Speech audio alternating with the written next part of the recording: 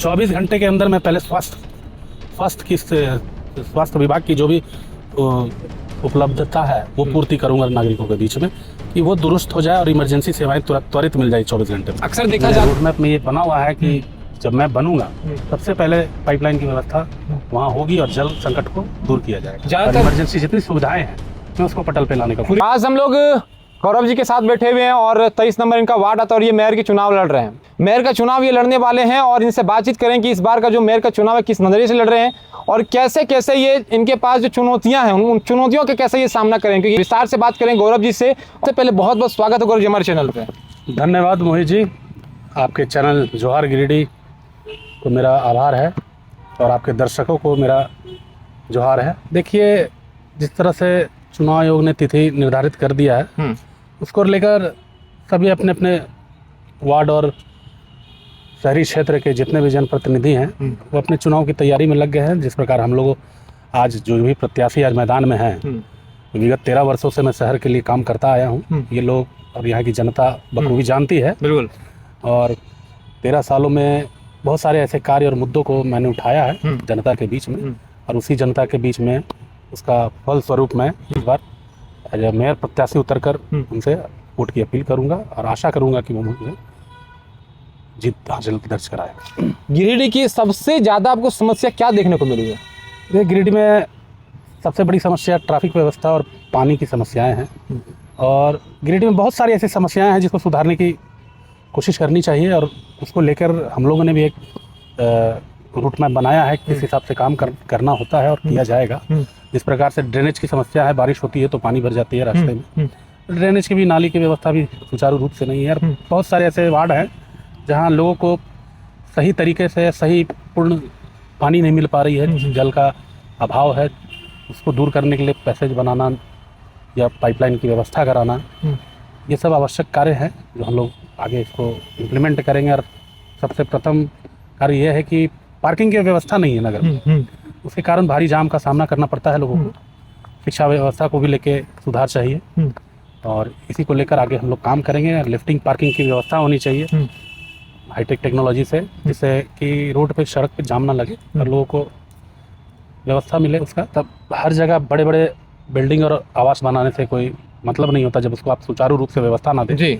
आज हमारे वार्ड में ही देख लें आप, सामुदायिक भवन बन चुका है, बहुत पहले बना था आज तक, लेकिन उसकी कोई व्यवस्था नहीं है, ना उसकी निगरानी करने वाला कोई नहीं है। नगर निगम आज का डेट में एकदम विफल है कार्यों पर। सामुदायिक भवन जर्जर हो चुका है, पानी की व्यवस्था नहीं है, वो एक तरह से अगण्य है। नगर निगम का काफ़ी ज़्यादा नाराज़गी लोग देख रहे हैं और दरातर पे लोग प्रदर्शन भी कर रहे हैं, आंदोलन भी कर रहे हैं। नहीं, करना वाजिब है ना। अब लोगों को जो समस्याओं को झेलना पड़ रहा है उसको लेकर आवाज़ और आंदोलन उठाना वाजिब है उन लोगों का, और हम उन लोगों की समस्याओं को देख रहे हूँ जिस प्रकार से वो लोग आवाज़ उठा रहे हैं। मैं भी कोशिश करता हूँ कि उन लोग की सहभागिता में सहभागिता दूँ और लोगों के साथ खड़ा रहूँ, और उनके मुद्दों को हमेशा उठाया हूँ और आगे भी उठाऊँगा और कोशिश करूँगा उसको निराकरण करने की। अभी तक देखा जा रहा है शहरी जो क्षेत्र है गांव में पूरी तरीके से तब्दील है। गांव की रूपरेखा अगर इससे कंपेयर करें तो पूरे गांव की आपको सेंटेंस में आपको देखने को मिलेगा। तो इसको कैसे आप शहरी क्षेत्र में तब्दील करेंगे?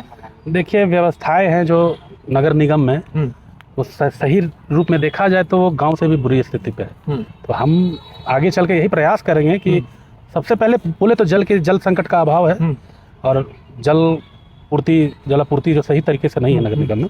हर वार्डों तक पहले सबसे प्रथम काम होगा जलापूर्ति पहुंचे, जिससे लोगों को जल की संकट का अभाव को नहीं झेलना पड़े। साफ सफाई को किस नजरिए से देख रहे हैं? हाँ, साफ सफाई को लेकर भी है कि जितनी मशीनरी सरकार उपलब्ध करा चुकी है नगर निगम, उस मशीनरी का इस्तेमाल नहीं होता।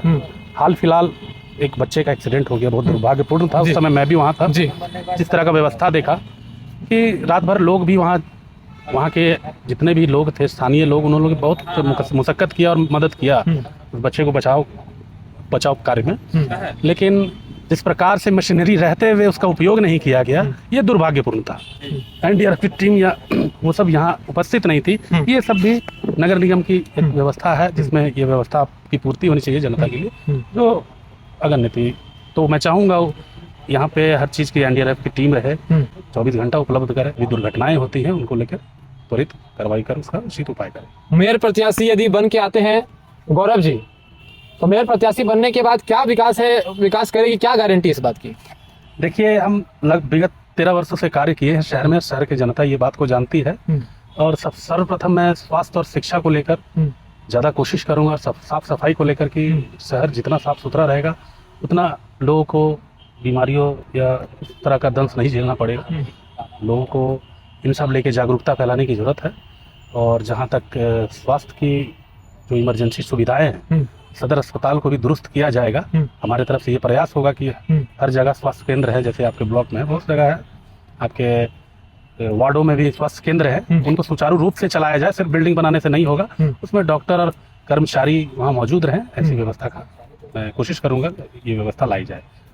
कोशिश जारी रहेगी आपकी? एकदम कोशिश। क्या, मैं पूर्ण तरह से ये विश्वास दिलाता हूँ कि मैं अगर मेयर बनता हूँ तो शहर के लिए ये सब व्यवस्थाओं को और इमरजेंसी जितनी सुविधाएं हैं मैं उसको पटल पे लाने का। हमारा जनता से यही कहना है कि जनता उसी को चुने जो उनके बीच रहा हो और उनके लिए कार्य किया हो। और हर आए दिन आंदोलन जो भी हुआ उसका सहभागिता रहा हूँ मैं।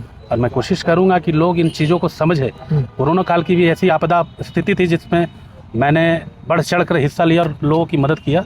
जैसा बहुत सारे वार्डों के लोग हैं, हमारे जनता है, प्रिय जनता है, बहुमूल्य जनता है, जो लोग जानते हैं इन बातों जी कि जिस प्रकार से वो आपदा का दौर था, उसमें बड़े गणमान्य लोग, बड़े बड़े नेता जो बनते थे वो घर में बैठे थे।